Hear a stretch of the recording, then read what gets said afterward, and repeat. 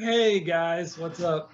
Richard here with another episode of our Cosmic I Ching series, where we're going through all 64 of the hexagrams and really getting the cosmic meaning and interpretation through this extraordinary book, I Ching Oracle the Cosmic Way. I call it the Cosmic I Ching for short.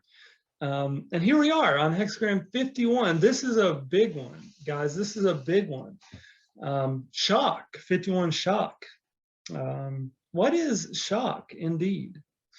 And this is thunder over thunder. So you can tell that energy, that powerful electrical energy is really in this hexagram. Let's begin. The judgment. Shock brings success. Shock comes. Oh. Laughing words. Ha, ha. The shock terrifies for 100 miles, and he does not let fall the sacrificial spoon and chalice. In this hexagram, the sage shows the cosmic purposes of shock. Cosmic shock is distinguished from the shocks that are delivered to the child by the collective ego during its conditioning process. Cosmic shock has either the purpose of warning a person that his attitude is arrogant, or to tell him the shock is a fate he has created. Shock can appear as a major event in a person's life, such as an accident, an injury, a shocking diagnosis, or the death of someone close. It can also be the shock of losing one's job after many years of faithful service, or of a divorce. To the student of the sage, shock can be as small an event as tripping over a stone to make him aware that a problem exists in his attitude, such as an exaggerated self-confidence, or that he has adopted a self-image. In the moments after he has tripped, he needs to reflect on what he was thinking, doing, planning, or saying at the time. Simply receiving this hexagram can have the same warning effect for the long-time student. In all these cases, shock has the purpose of informing the person of something in the most effective way possible.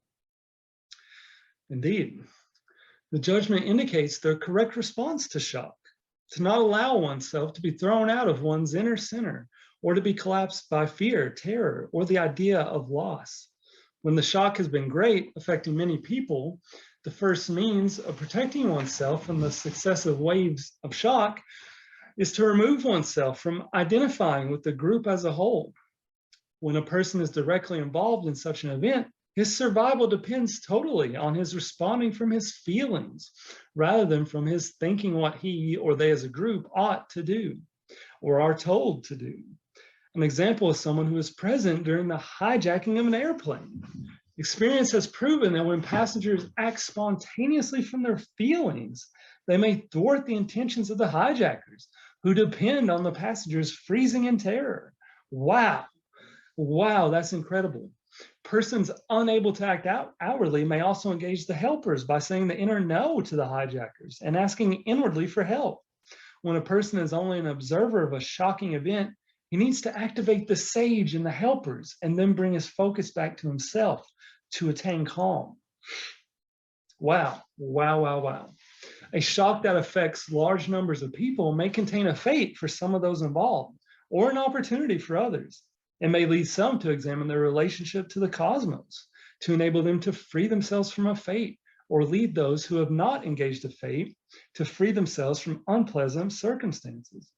Great shocks give the general populace the opportunity to ponder how fate operates. As for the children of parents who have been killed as an accident, it is important to gain a cosmic perspective of what is perceived as loss. A person may receive this hexagram when he has experienced an unsettling event, which has shaken his confidence in the ordinary ways in which he has been relating to his life. The shock is to make him aware that these ordinary ways, which he has been taking for granted as correct, have failed to help him in the given situation. It also shows him that the values he has been following are questionable, and that his path has now led him to a dead end. He must first realize that he can go no further in this direction. He next needs to seek help from the sage to stabilize his reaction to the shock, through attaining inner quiet. He next needs to seek out, with the help of the sage and the RTCM, the mistaken ideas or beliefs that have made him take that path, and then free himself of them. Once freed from the shock and its effects, he needs to be aware of any overconfidence that will produce yet other shocks.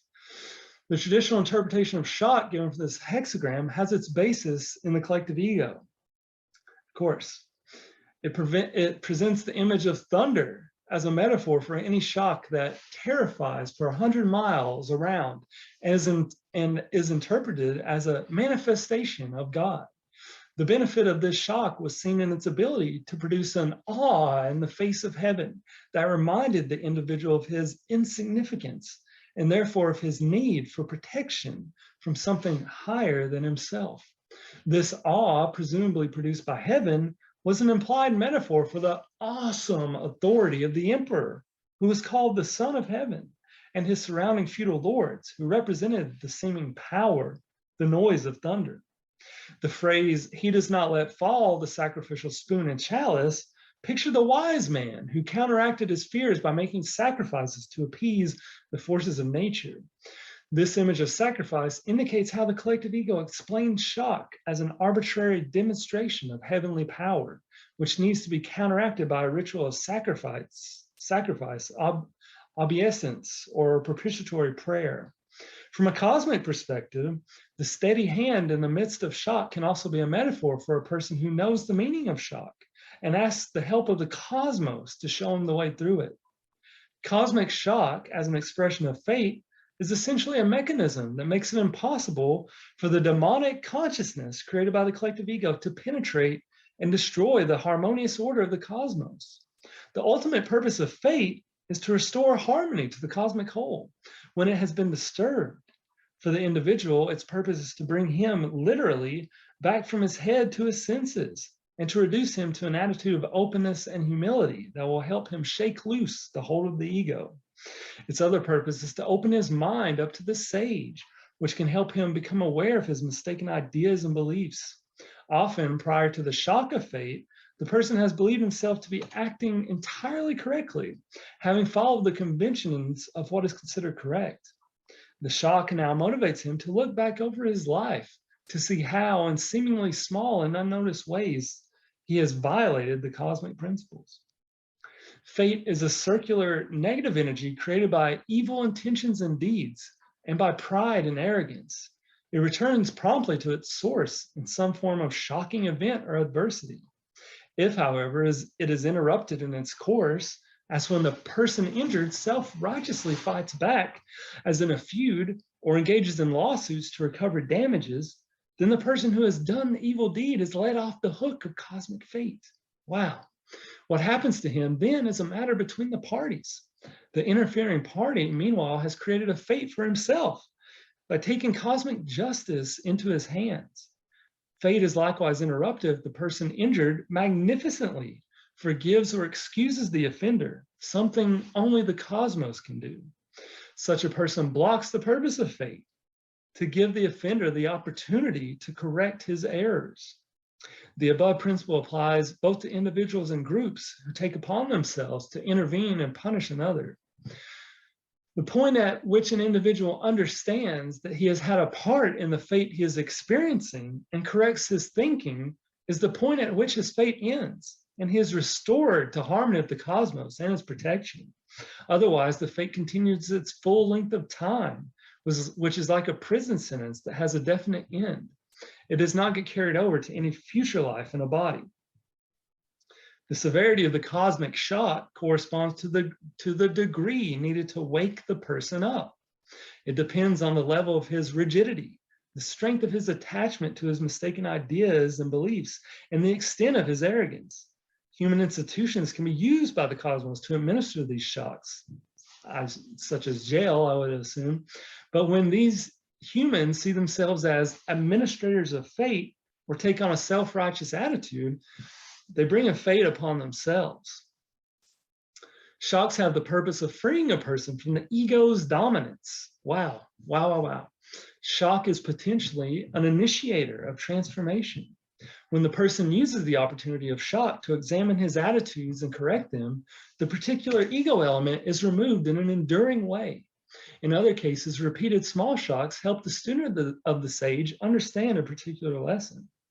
For persons who have turned their lives over to the ego and themselves and who have not undertaken the freeing of their true selves, shock serves to temporarily freeze the ego, to allow a small step of growth for their true selves. This small space of time allows the true self to perceive that the ego is a foreign element in his psyche that has led him astray, and that his true self, which is temporarily in charge, is capable of leading.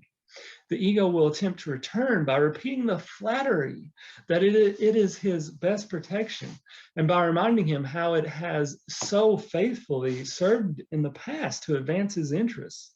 Its main aim in making these claims is to get the true self to once again doubt its ability to lead the personality. Repeated cosmic shocks reveal to him that the ego has only led him on one false path after another. Through these repeated shocks, the person experiences his own capabilities and realizes that he can indeed rely on the sage to guide him. The effect of shock is to liberate. The effect of shock to liberate the true self is the meaning of ha ha in the judgment. It comes with recognizing that the person is free of the train of fates constantly being created by the ego. Sometimes this ha ha comes a few years after the major shock, when the person has fully realized all the benefits it has generated. The feeling is not to be confused with enlightenment as a final awareness. Just as saying the inner no undoes the previously said yes to a mistaken idea, cosmic shock breaks a spell that has caused a shock in the psyche at an earlier time. The kind of spells connected with this hexagram are those that have allowed the ego to appropriate any of a person's cosmic possessions, such as his cosmic virtues, his true feelings, and the cosmic gifts that have been given to him during his life, inventions, insights, gifts of creativity, etc. Shock returns these cosmic possessions to the true self. Other kinds of spells that can be broken by cosmic shock are those put on a person's metaphorical senses. Shock can also displace the guardian phrases of the collective ego's program, which serve to prevent a person from undertaking the ego's deconstruction. The guardian phrases surround the ego's program much like a castle wall, in that they are phrases that anticipate realizations of its falsity. An example are the antennae put out by scientists against any idea that might smack of being associated with irrational or with superstition, and which, if entertained, would injure their standing, their pride as scientists. Scientists, man. Oh God, don't get me started on science today. This rigidity is typical as well of the person defending his idea that faith is the best support of his belief system. In both cases, a rigid wall of complacency is built between the person and the possibility of thinking in new terms. Cosmic logic is neither rational nor irrational, nor is it to be confounded with superstition. Calling it irrational is a misnomer by the ego with the intention of discrediting the cosmic logic. Shock enables the person to once again get in touch with his inner truth. Shock jars him free from the ego assumption that he has it all figured out. Such presumptuousness invariably invites shock. A person who goes from one spiritual path to another after finding something disappointing in each can experience repetitive shocks that tell him he needs to transcend the reactionary pattern in which he is caught. Instead of looking to already trodden paths, he is counseled to look to his own inner truth to guide him. Repeated shocks can also tell a person that he needs to stop relying on set policies and prescribed ways of approaching problems, and to allow himself to be led by his inner truth as each unique moment requires. That's another major theme with this book, this knowledge here, is the idea of, following your own inner truth. The thing is, though, that a lot of people's inner truth has been blocked by their own false ideas and beliefs, which have been transferred to them from the collective ego during childhood primarily. That's the thing. We all grow up in this system of the collective ego and the parallel reality. We're born into that as children, and then we are getting the conditioning of that, throughout our lives, but especially during childhood, when we're somewhat defenseless against that sort of thing. So in a way, we're programmed with these beliefs. And part of the purpose of the I Ching is to undertake the freeing of our true selves, which Our true selves have been covered up by those beliefs. But, just because you weren't able as a child to get away from those beliefs doesn't excuse the fact that you're still following them now, and the cosmos is going to give you shocks to wake you up from those mistaken beliefs. But it's for a good purpose, right? It's to bring you back into the cosmic harmony, which is your true home. This hexagram also addresses the shocks employed by the collective ego during childhood. There we go. In both physical and psychological terms, to condition the child to have reverence and respect for authority. This use of shock has the effect of deeply impressing the psyche with fears, i.e., putting spells on the child. The conditioning ultimately has the purpose of transferring the child's inner senses of correctness, truth, dignity, integrity, self-possession, etc., from serving his true nature to serving outer authorities. This transfer is made first to the parents, then to other institutions that represent the collective ego. The parents are made to believe through their own conditioning that their failure in this duty will create shame for them in the eyes of the collective ego. The child, for his part, is always told that the shocks are being administered for his own good, of course. The worst effect of these shocks is to deprive the child of his ability to say the inner no, for this can make him, as the punishment intends, permanently a slave of the collective ego. It is like breaking the horse's wheel rather than cooperating with the horse. Other effects are the disabilities experienced during adult life, ranging from withdrawal, depression, submissiveness, passive-aggressive behavior, to outright rebellion and destructiveness. Indeed, the shocks of punishment and domination experienced by children are encountered again and again in the cyclical repetitions of depression and the psychological aberrations of the adolescent and adult. Nearly every adult, upon reflection, can recognize that shocks administered during his childhood are the source of destructive relational patterns and recurrent obstructions in his adult life. Line 1, shock comes, oh, then follow laughing words, ha ha, good fortune. This line refers to cosmic shock. The laughing words reflect the relief felt when the person realizes the freeing purposes of shock. This realization occurs when the rigidity of the ego's defenses, which constitute a spell, has been demolished, and the strength of one's true self has been validated. Being under shock enables the person to recognize what it is that he can really rely on when worse comes to worse. This realization of his inner truth comes at the moment he needs it. Because shock frees all the senses, the ha-ha of relief is also the aha of recognition. Wow, incredible. Incredible. I love that. I love that. Aha. It all makes sense now. Huh? Line 2. Shock comes bringing danger. 100,000 times you lose your treasures and must climb the 9 hills. Do not go in pursuit of them. After 7 days, you will get them back. This line draws attention to the danger that a person experiencing shock will fall into a hopeless and depressed attitude caused by the perception of having lost something of great value. Climbing the 9 hills is advice to quiet himself. This line tells him that the shock had the purpose of breaking a spell he was under, which had caused him to lose the real treasures of his life.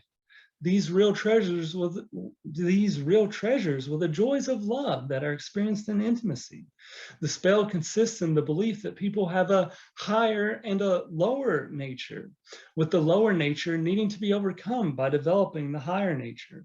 This spell, by slandering his bodily nature as lower, has blocked his ability to experience true intimacy, and thus deprived him of the life-sustaining chi energy he would otherwise receive from it. The spell also has had the effect of blocking his access to his inner truth, making him look to the moral standards held up by the collective ego. This line informs him the shock has freed him from this spell. The meaning of 7 days tells him that he will gradually begin to realize his new freedom. Line 3, shock comes and makes one distraught. If shock spurs to action, one remains free of misfortune. Here, a person is distraught by either his own fate or by witnessing someone else's difficulties due to a fate.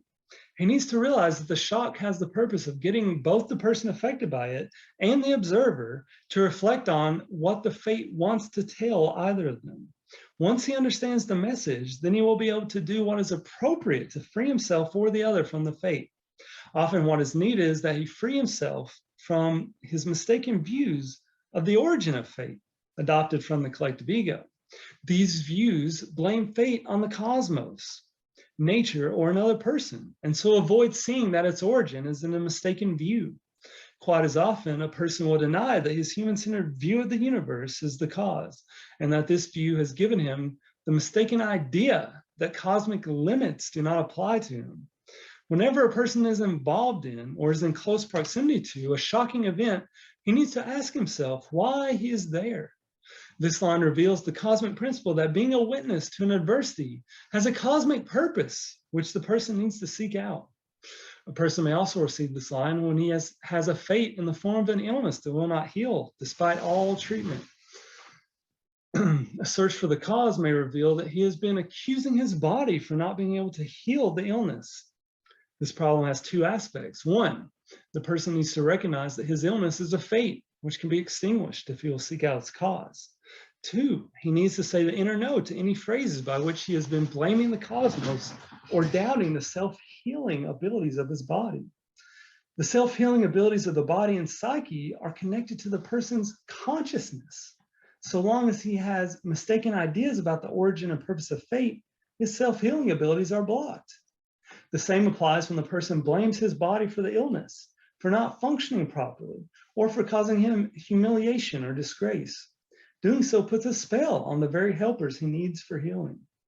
This line can also refer to a person who, on seeing something shocking, goes on and on about its being senseless and a waste. He constantly reiterates these and other negative views about it. Such an indulgence is based on a human-centered view of the universe, whereby the person not only puts himself up as a judge of the way of the cosmos, he is also ignorant of the cosmic way. If he continues in his self-righteous attitude, he will create misfortune. The action indicated here is to say the inner no to his self-righteous attitude. Line 4, shock is mired. Shock generally breaks one spell at a time. This is so because every fate has its origin in a particular spell, with the purpose of the fate being to break that spell. Receiving this line indicates that more shocks may be needed to break a number of spells that form a whole belief system. The mistaken belief which has caused the shock to be ineffective may concern the very nature of fate and its purpose. Thus, the belief defeats the fate's purpose. Under these circumstances, the helper of fate comes to renew the shock for however many times it's needed for him to understand the message.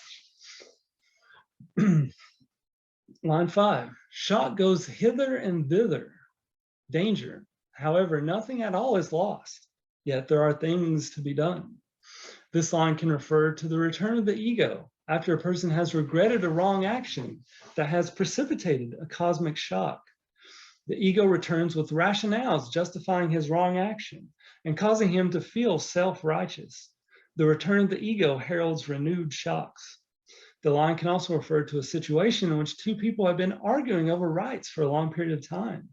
The shocks that go hither and thither refer to the fate they have created, which they are now experiencing.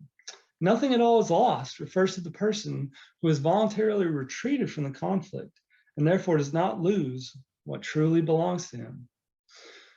Line 6, shock brings ruin and terrified gazing around. Going ahead brings misfortune. If it has not yet touched one's own body but has reached one's neighbor first, there is no blame. One's comrades have something to talk about. This line shows a person who is under the effect of a severe shock. He is now gazing around for someone or something to blame. However, he needs to understand that what he has been experiencing was a fate that he himself created, even though someone else has administered it. The cosmos can use people or institutions as arms of fate. He needs to stop blaming others and ask for help. The line can also refer to a group that is being subjected to a fate due to an arrogant self-image its members have adopted of being special, and which self-image has caused them to look down on others. Receiving this line is to make a member of that group aware that he needs to rid himself of the group's beliefs that foster such a self-image. Otherwise, he will draw the fate it creates for them to himself. Although his comrades will not understand his actions and may even make him feel guilty for not being loyal to the group, he should pay no attention, but take comfort in being true to himself. To gain cosmic protection, he needs to say the inner no to their trying to make him feel guilty. And that's the thing about guilt. If you succumb to guilt, if you actually accept it, then that's going to create misfortune for you. And that's going to block your cosmic protection, your cosmic help. That's why it's necessary, first of all, to say the inner no to guilt. That's like the first step in general of any kind of deprogramming, is to say the inner no to guilt. Otherwise, guilt activates what the I Ching calls the reinstalling features of the ego, which will reinstall all the spells and phrases that you might have become free from if you start feeling guilty. Guilt is purely an invention of the collective ego, has no cosmic basis. See, that's the whole thing about words. Words are part of the human gift of language. The